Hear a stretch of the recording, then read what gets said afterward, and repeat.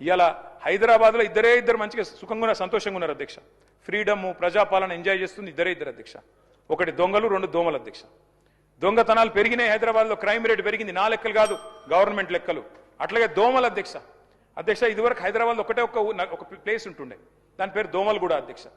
ఈ మధ్యన మా శ్రీధర్ బాబు గారి నాయకత్వంలో కొన్ని మంచి స్ట్రీట్స్కి పేర్లు పెట్టినారు అధ్యక్ష. ఒకటి మన్మోహన్ సింగ్ గారు పేరు పెట్టారు, ఒకటి డొనాల్డ్ ట్రంప్ గారు పేరు పెట్టారు. ఆహా అధ్యక్ష, మీరు పెట్టాల్సింది ట్రంప్ గారి పేరు, మన్మోహన్ సింగ్ గారి పేరు కాదు శ్రీధర్ అన్న.